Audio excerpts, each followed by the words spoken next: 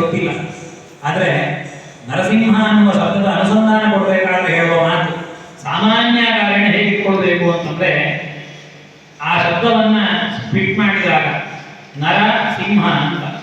ನರ ಅಂತಂದ್ರೆ ಮನುಷ್ಯರು ಅಂತ ನಾವೆಲ್ಲ, ಅದರಲ್ಲಿ ಸಿಂಹ ಅನ್ನುವ ಶಬ್ದವನ್ನು ಮತ್ತೆ ಅದನ್ನು ಸ್ಪ್ಲಿಟ್ ಮಾಡಬೇಕು. ಅದಕ್ಕೆ ಸಿಂಹ ಅಂದ್ರೆ ಪಾಪಗಳು ಅಂತ ಅರ್ಥ. ಹ ಅಂದ್ರೆ ಹಂತಿ, ಅದನ್ನು ನಾಶಪಡಿಸ್ತಾನೆ ಅಂತ. ಮನುಷ್ಯರು ಮಾಡಿಕೊಳ್ಳುವ ಪಾಪಕರ್ಮಗಳೇನಿದ್ದಾವೆ ಅದನ್ನು ನಾಶಪಡಿಸುವ ಸ್ವಭಾವ ಉಳ್ಳವನಾದ್ರಿಂದ ಪರಮಾತ್ಮನನ್ನ ನರಸಿಂಹ ಅಂತ ಕರೀತಾರೆ. ಇದು ಒಂದು ಅಭಿಪ್ರಾಯವನ್ನು ಹೇಳ್ತಾರೆ. ಆ ಪರಮಾತ್ಮ ಹೇಗೆ ಅಂತಂದ್ರೆ ನ ರೀಯತೆ ಇತಿ ನರಹ ಅಂತ.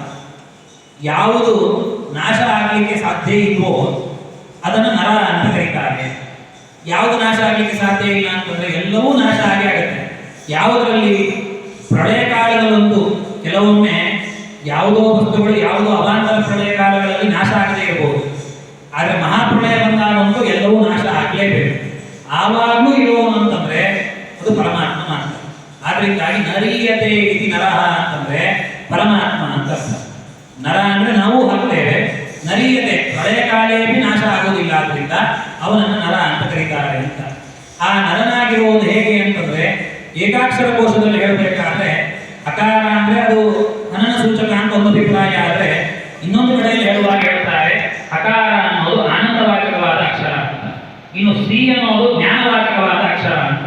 ಹೀಗೆ ಪ್ರಳಯ ಕಾಲದಲ್ಲಿಯೂ ಜ್ಞಾನಾನಂದ ಸ್ವರೂಪನಾಗಿರ್ತಕ್ಕಂತಹ ಪರಮಾತ್ಮ ನಾಶ ಇಲ್ಲದೇ ಇರುವವನಾದ್ರಿಂದ ಅವನು ಆವಾಗಲೂ ಇರ್ತಾನೆ ಅನ್ನುವ ಅನುಸಂಧಾನವನ್ನ ನಾವು ಮಾಡಬೇಕು. ನರಸಿಂಹ ರೂಪದ ಅನುಸಂಧಾನ ಚಿಂತನೆಯನ್ನು ಮಾಡಬೇಕು ಅಂತ ಈ ರೀತಿ ಉಲ್ಲೇಖವನ್ನು ಮಾಡಿದ್ದಾರೆ. ಬಹಳಷ್ಟು ಅರ್ಥಗಳು